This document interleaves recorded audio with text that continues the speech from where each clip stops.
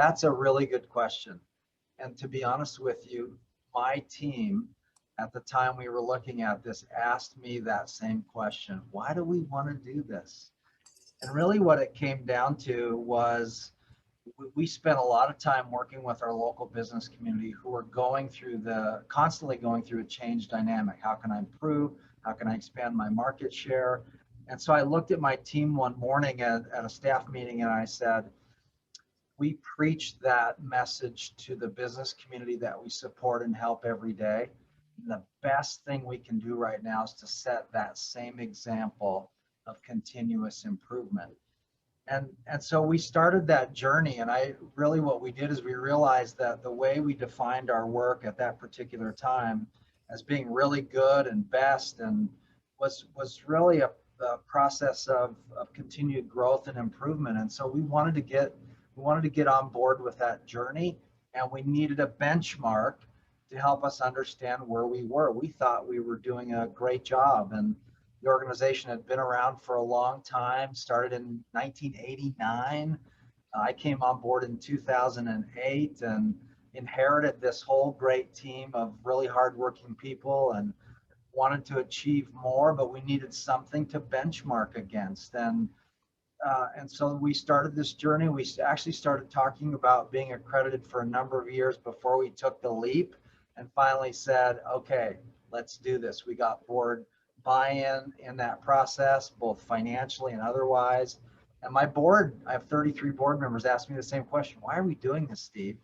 So that we can continuously be our best so that we can impact the community at a highest possible level. And we're proud, based on that work that we've done, to be one of those 2 stars that you saw in Montana on the map as an accredited economic development organization. But it's really, we did it because we're on a journey to be our best.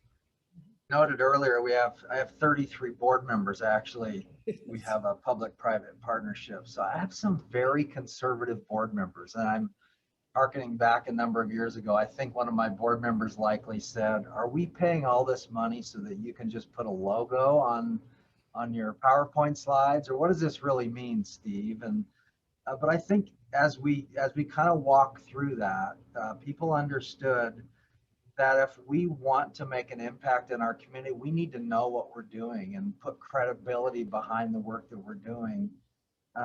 We spend a lot of money on professional development in our organization. Every one of our team members has a professional development plan. And I think what turned the tide was, if we're going to invest that kind of money in making sure our team is at the highest level and in terms of their profession and they're continuously growing, let's benchmark that. Let's grade ourselves. Let's figure out where we're at. And accreditation was the tool that allowed us to do that effectively. And it actually helped justify our professional development plan for our team. Those 2 things kind of dovetail. I think after we did it the first time, especially after the site visit, where the board members were involved in that process, it really became something that they could get behind and be champions for. Once you go down the list and really think about it, most of those materials are there. It's about pulling it together. We created a team, an accreditation team, and we actually pulled in 2 board members to serve on the team with us, so they would have ownership in helping do that work alongside the staff. And I don't know if we met weekly, but we met periodically. After assembling the team, we asked the team who would want to volunteer as the chair. We just structured it like we would attack any project that we're doing. We knew what the end goal was, the materials that we had to put together, and we went through that process. And then we really celebrated and championed that team as they were going through the process. And when we received accreditation, they really got the recognition for helping all the rest of us pull all that together. So it was just a good team effort. I was thinking back on that question because it's been a long time ago, 7 years ago. I think they came in the fall of 14. And I remember being nervous because someone is going to come in and kind of interview you. And then not only you, but your board and your team. And then they'll go out and talk to the community about you and what you're doing. So it was It was a little bit nerve-wracking in that respect, but the team was so thoughtful, and I think they entered it kind of from a coaching standpoint. We're coming alongside you. Our goal is to help your organization uh, be the best it can be and grow. And I learned a lot just from the dialogue with them, asking them more questions. And so it was I had a really good evaluation team that spent that extra time for dialogue. And we even stayed in communication a little bit afterwards and just follow up and shared ideas. So it helps build, I think, a network of support to help you grow as an organization. Yeah, I'd say for us, team purpose and pride, it was became kind of a rallying point. We really are passionate about doing our best, and this is a point of reference for that. And so we developed a new level of pride, and that's important. That drives us. We want to do our best. So two quick thoughts. I can remember our annual meeting right after we had been notified of accreditation. And I can't remember who the board chair was at the time, but he opened the annual meeting, and there's probably 250, 300 business leaders and community civic leaders there at our annual meeting.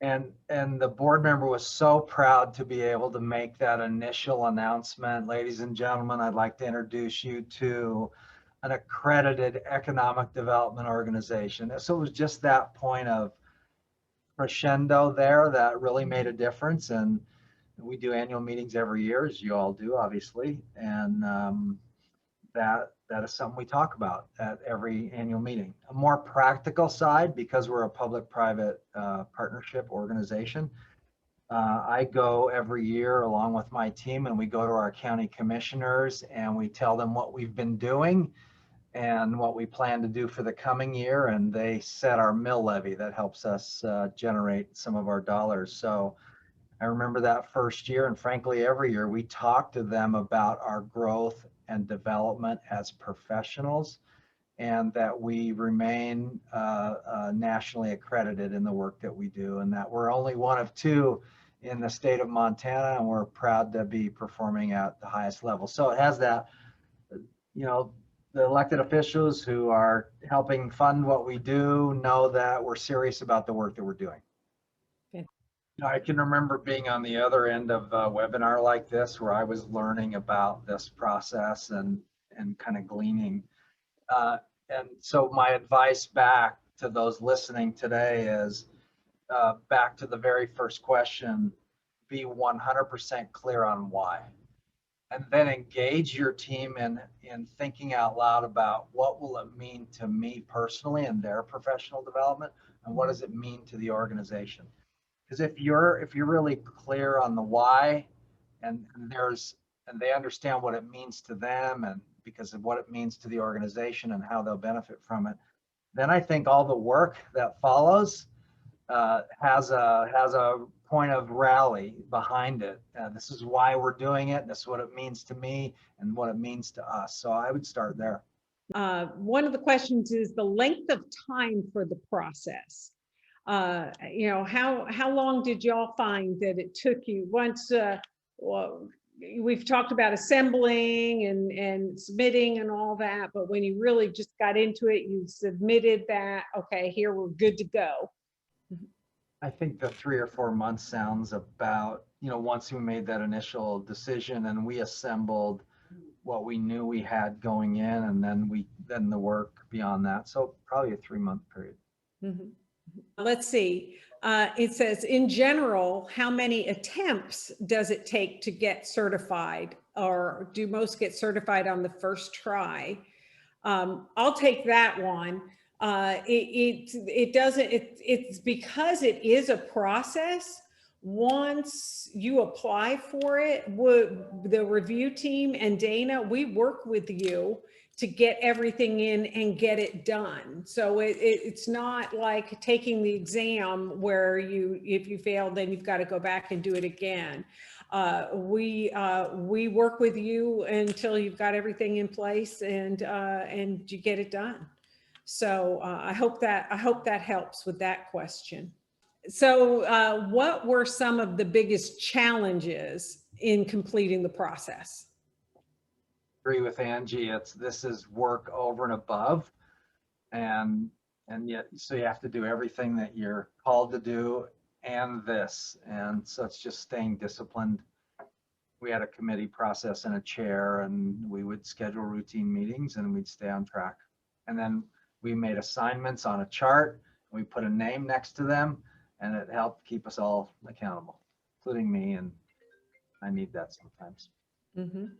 Next one, question: for budgeting purposes, when designated one-time accreditation fee or annual throughout the 3 years of accreditation?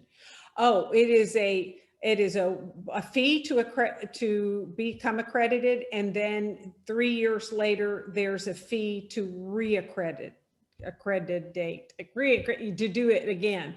I just encourage you to go for it. I think it's I think it's a great part of building a healthy, vibrant, successful organization. And if you're all that, then you're going to make more impact in your community. So go for it. And if you want to reach out to me with any questions, we're coming from a rural state, smaller community. If there's any dynamics like that, happy to help.